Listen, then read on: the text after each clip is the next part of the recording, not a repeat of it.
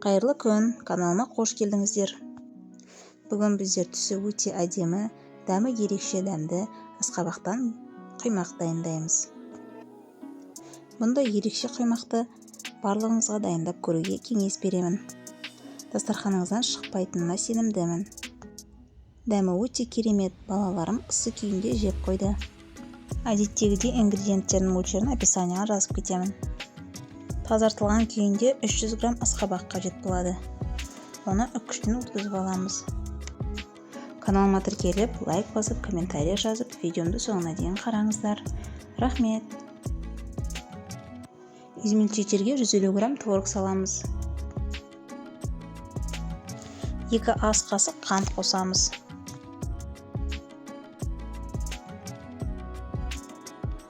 Бір ванилин қосамыз.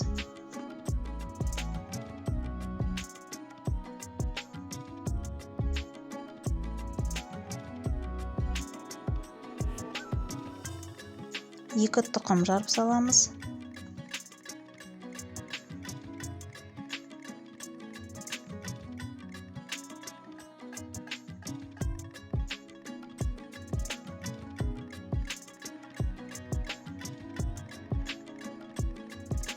«150 грамм айран қосып, қақпағын жауып араластырып аламыз.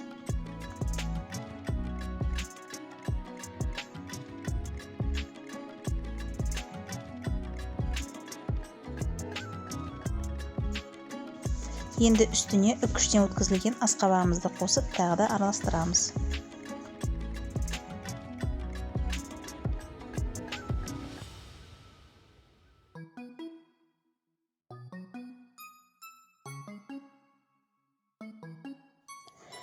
Мынадай түсі әдемі, иісі хош иісті консистенция шығу керек.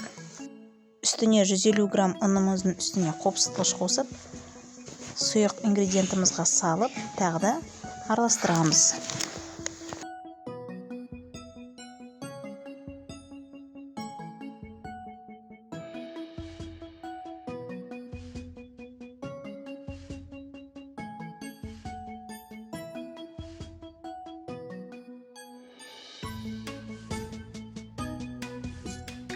Консистенциясы қоюлау болады.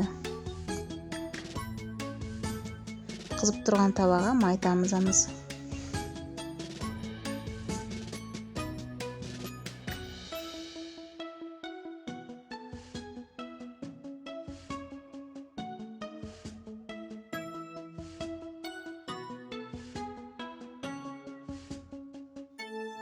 Табамызға 2 қасық салып, жан-жағын тегістеп, бетінен қақпағын жауып, пісіріп аламыз.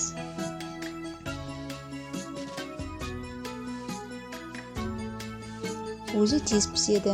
Біраздан соң екінші жағына аударып, екінші жағына дәл солай пісіріп аламыз. Осылай бүкіл құймақтарымызды бірдей қылып пісіріп аламыз. Әдемі тарелкаға саламыз. Иісі деген керемет. Ал дәмі одан да күшті. Асқабақты құймағымыз дайын. Тез және өте дәмді болып дайындалатын құймақтардың бірі. Сіздермен бірге болған сиқырлы тағам каналы және мен Дана. Ас болсын.